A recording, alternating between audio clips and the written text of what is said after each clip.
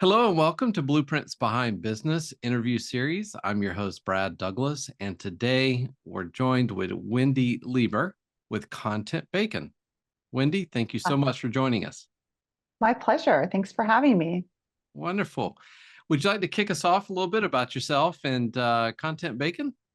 Sure. I am the CEO and co-founder of Content Bacon, and we are what we refer to as content as a service. So we help companies in all different types of industries and all different stages tell their story through what we refer to as tasty custom content. And the intention of the storytelling and the content is to help create connections with prospects, with leads, with customers, past customers, strategic partners, really all your key stakeholders, and use whether it's the written content or visual or video to connect with your audience in a way that adds value and helps ultimately generate more business for yourself, but really through deep connection.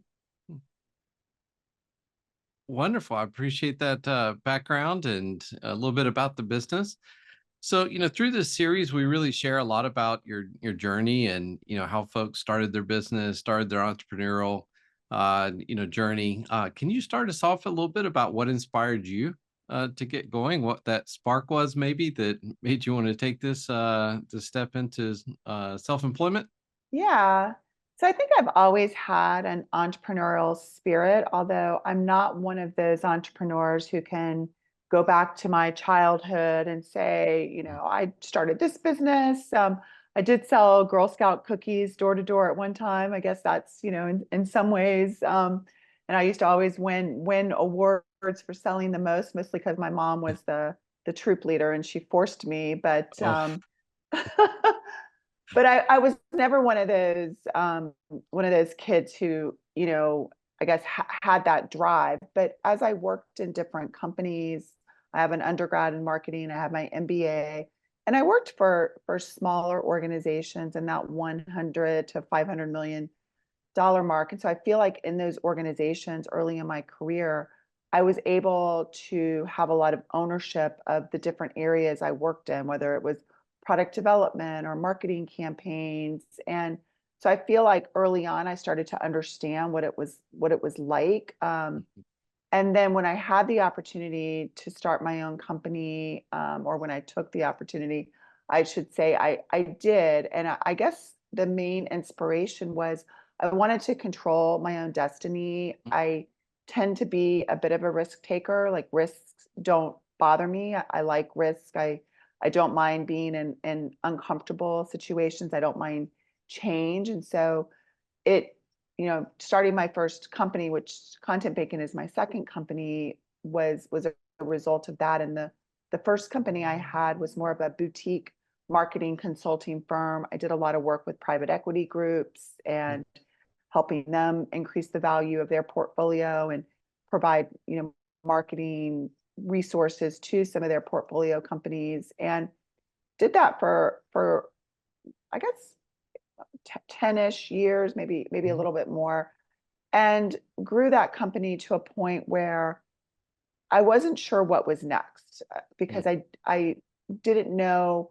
I didn't necessarily want to build like a big agency, and mm, the only way I could grow was I could either charge more or work harder, and I didn't necessarily want to do either of those anymore. I had done that, and so I started noticing that companies were really struggling with telling their story through all the different types of digital content.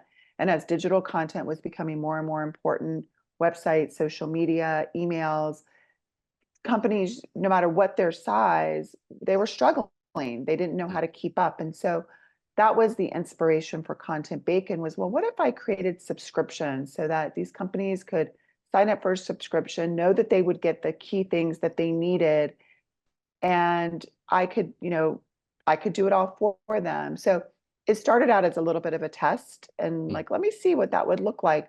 And very quickly had many customers sign up. They were on a subscription. it was great, this recurring model. And so that kind of provided the inspiration to do this, to kind of exit my other company. I was able to bring a lot of that into Content Bacon and really build a more scalable company, Mm. a company that could run without me, a company that could grow and scale much bigger than my previous company. So I know I just gave a whole lot of information there. I hope that made sense. No, it's wonderful. I love the part where you're talking about you had a foundation and you found a new way to, take another step and launch something new. It's fantastic. Great points and advice, definitely when it comes to this, with all the different channels you have out there, all the areas that you can potentially communicate, keeping that message succinct is it can be, like you say, it doesn't matter how big, it can be tough. It can be Yeah. hard to manage. So are there what are some misconceptions about running a business, and how have you been able to address those potential misconceptions? Yeah, I mean, I think there are a lot of misconceptions. I think there's like kind of two sides to it, right? There's the one side where everyone thinks, oh, you run your own business, you have so much flexibility, you have all the time in the world, everything's a business write-off. So there's that piece, that Mm, in my experience, running my own company, I tend to be thinking about the business because I love it so much all the time. mm, And so, yes, do I have more potential flexibility because I can create, whatever I want and I'm not necessarily clocking in somewhere. So mhm, I think that that's kind of a simple answer to the question. I think maybe the fact that starting a business has to be really hard, that you have to go through a lot of failures to get to the success. I certainly think those things can be, in place, but I don't necessarily think they have to. So those were some of the ones that came to mind in terms of misconceptions that one might have about their own business. I think having to be the hardest working person on the team. I think I used to believe that, and as I built and grew a team, I always felt like if I wasn't the hardest working person, I wasn't setting the example. And mm, what I've realized is that that's just a belief. It doesn't necessarily have to be true. And while I still think this one is partly true, I don't think it has to be true. And that's that no matter how many, people you hire, you're as the founder or as the co-founder, in my case, you're going to be the one that cares the most. And I think that's true to a certain degree, but I've been so fortunate in building a team that I have so many team members that they care so much about our business, they care so much about our customers that I don't necessarily think that I have to be the one or will be the one that cares the most. If you mm. build a good culture, I think that that can be replicated. Very, very well put. Love that advice and great points there. So, can you share any kind of valuable lesson, excuse me, or piece of advice that you wish you would have known early in your entrepreneurial journey? Well, that's been the blessing of starting a second company is that I got to take so many of my lessons learned from, Mm, my first business and not make the same mistakes. While I made others, I didn't necessarily make the same mistakes. I think one of the best things I've done for myself is surround myself with an entrepreneurial community. So I'm a mm. member of a global organization called EO Entrepreneurs Oh, yeah. Organization. And what that's done for me, it's given me a community of other like-minded entrepreneurs that I can, share or get experience from them on almost anything I'm going to encounter and get really valuable guidance. And just having that peer-to-peer network of others that know what it's like to have the challenges we have as entrepreneurs and also the upside. Sometimes you don't want to necessarily brag about all the success that you're Mm, having to your friends or family, but you can with other entrepreneurs because they're mhm, so happy for you. So that's one that I think I wish I would have found a community like that earlier on because I think initially I tried to go it alone. And I think mm. having that community has just been so inspirational to me and provided so many amazing resources that have helped me grow as a leader. And then I think that's the other key piece. Um, One of my mentors and coaches told me once that a business will only grow to the degree its leader grows. And Mm. that's always kept kind of the pressure on me to, like, if ever there's something happening in my business that's not working as well as I want, I look inward to myself. What am I doing that's causing this? Where do I need to grow and to develop myself? And it just has been such a great way to take responsibility for everything and know that I can, through things that I take ownership of, I can move the business forward. So I think constantly getting leadership coaching, having coaches, like an athlete would never, be a top tier athlete if they didn't have amazing trainers and coaches around them. I take on that same philosophy. And so I'm always learning and growing. And I think that's, again, another piece of advice, if you will. And I'll just say one more that I think has been instrumental to, especially in this second company, our growth is sometimes you have to hire before you're ready. If you Mm. wait to hire people before you think you're ready, you tend to wear too many hats, and that's very common. I think especially as first time entrepreneurs, we wear all the hats and we think we have to do it. And I think when you really want to grow and scale your company, you have to hire others, outsource the things that aren't the best and highest use of your time. And sometimes it feels scary and risky, like I don't have the cash to do that, or I can't. And when you take that leap and you do it, you realize that by having others on the team in the right roles, you can do what you do best, which will actually take your company to the next level. So it's kind of you got to take the leap and just trust that the net is there. But every time I've done it, it's always been the right choice. Wonderful advice. Love those points a lot. When you think about, staying adaptable and open to change, we have a constantly evolving business landscape. You've got innovation, all these things that are coming into play. How do you continue to be innovative in your business? Yeah, I think it's a combination. I'm an avid reader and learner. So I love, just always like listening to whether it's podcast or reading a new book, just and again being in this organization, I have access to a lot of amazing learning events and topics and thought leadership. So I think I'm just naturally curious Mhm. and love to learn and grow. If I'm not being challenged, I get bored. So I'm lucky that that's kind of just built in.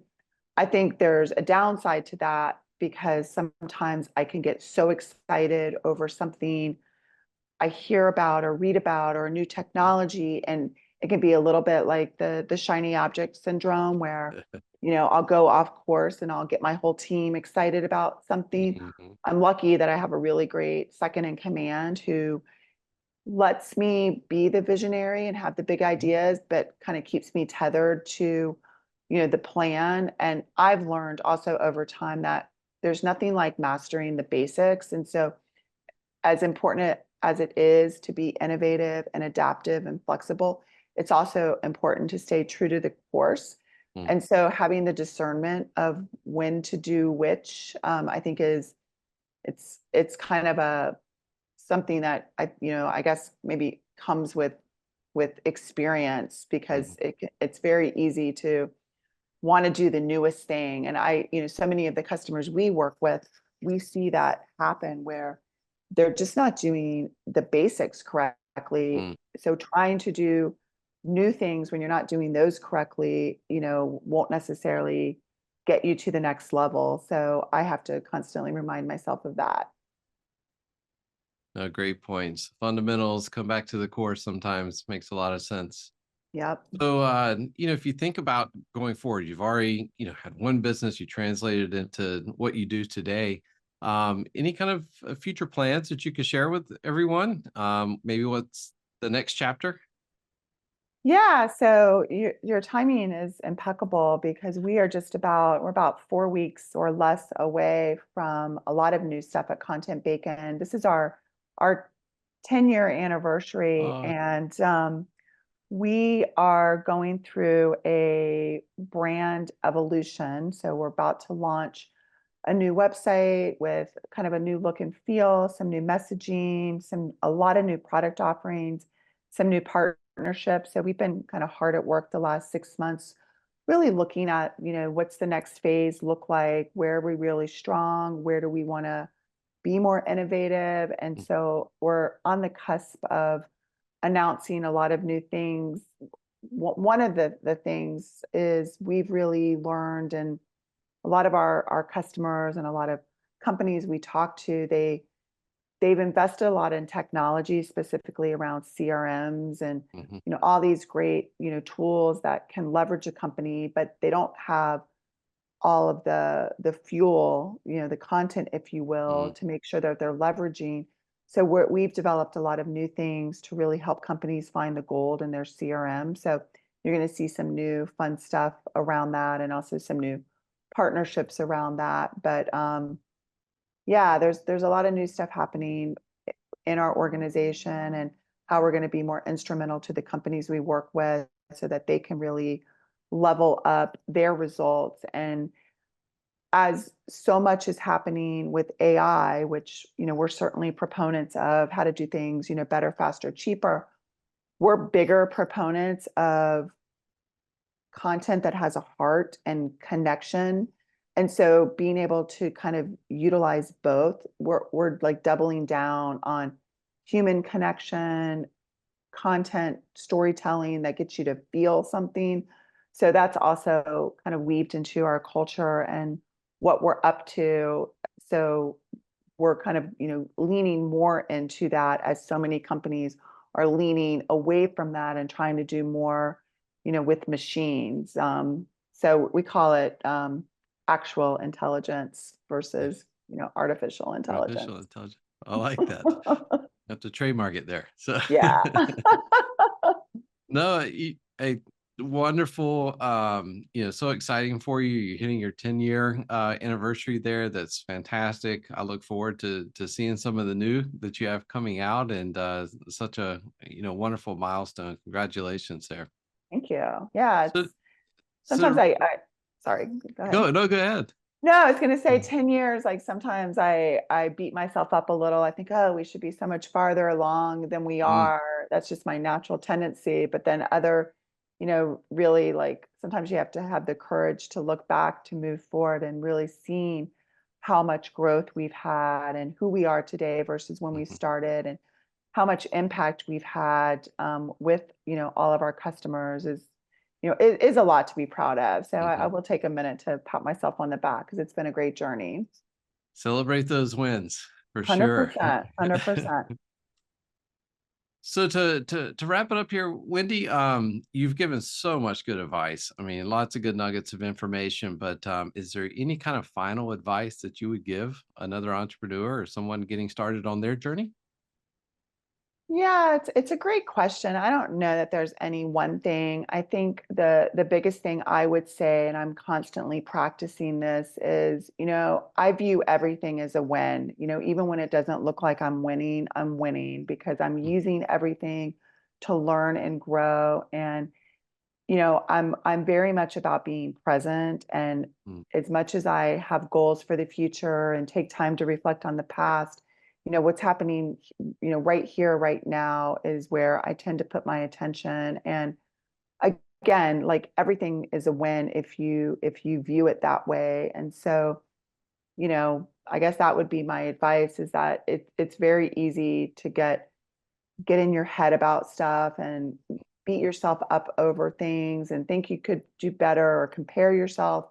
But it's really, doing the best you can where you're at and just keep learning and growing. And, don't give up unless you want to give up. There's also mhm. nothing wrong with, going down the entrepreneurial path and realizing, maybe this isn't for me. There's no Yeah. shame in that either. So I think the more you can be, true to yourself and aligned with yourself and make decisions from there, you can't get it wrong. I'm sure many will love that response, and hopefully they'll learn from it and take those risk if they need to, but if not, don't. So Yeah, really great advice there. Thank you so much for joining us today, Wendy. I'm sure my the pleasure. community is going to love all the feedback that you provided. And to everyone watching, stay tuned for the next episode.